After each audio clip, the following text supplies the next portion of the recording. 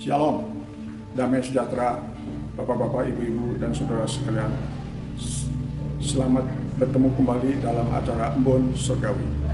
Kali ini saya mengambil tema tentang dosa. Mari kita mulai dengan mohon pimpinan Roh Kudus. Terima kasih Tuhan Yesus, pada saat ini kami kembali dalam acara Embun Surgawi.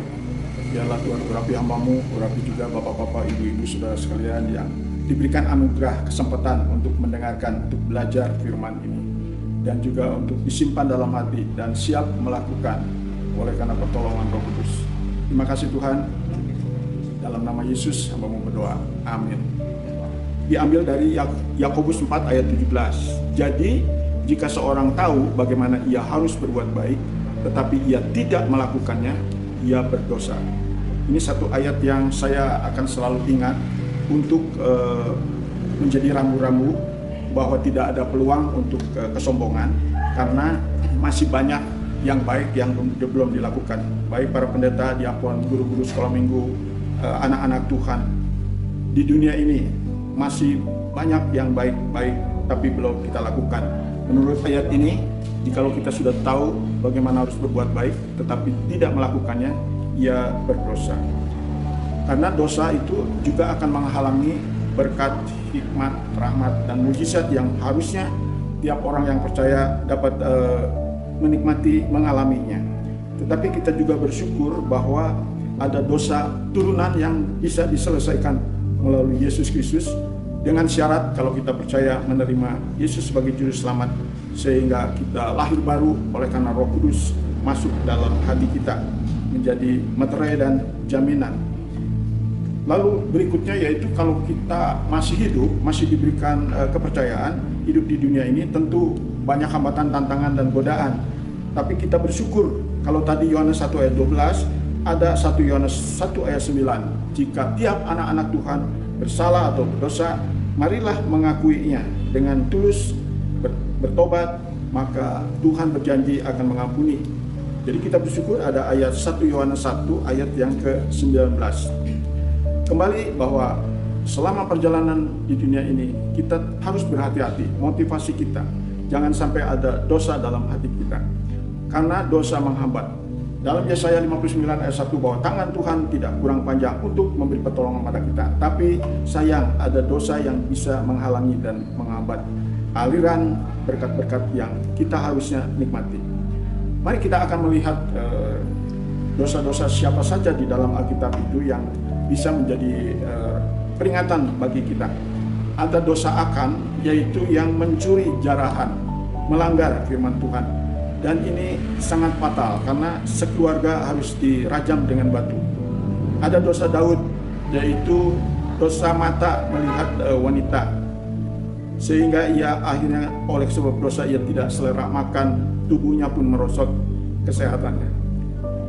Kemudian ada dosa Nebukadnezar karena kesombongannya, sehingga tubuhnya bagaikan binatang, kukunya pun seperti kuku burung.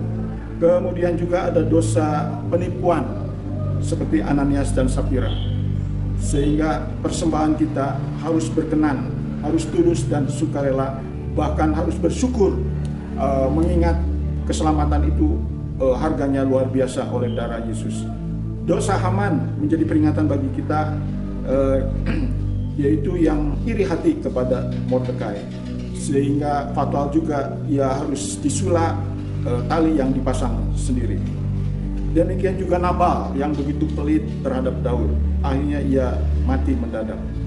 Dan yang terakhir yaitu dosa Ahab, ingin barang orang lain, maka ia pun pada akhir hidupnya sangat memprihatinkan. Itulah tentang dosa. Mari kita bersyukur, ada janji Tuhan, kalau kita mengakui akan diampuni. Dan bagi yang belum percaya Yesus, karena masih ada dosa turunan yang membawa maut, percayalah menerima Yesus sebagai juru selamat. Kita simak lagu ini.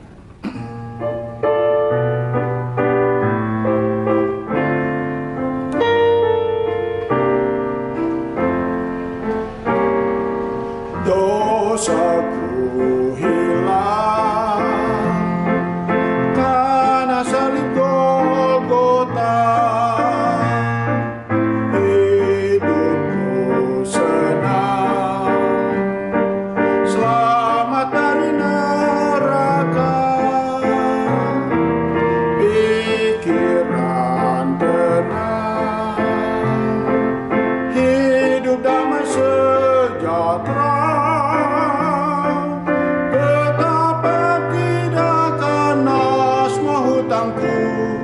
dibayar oleh darah Kristus,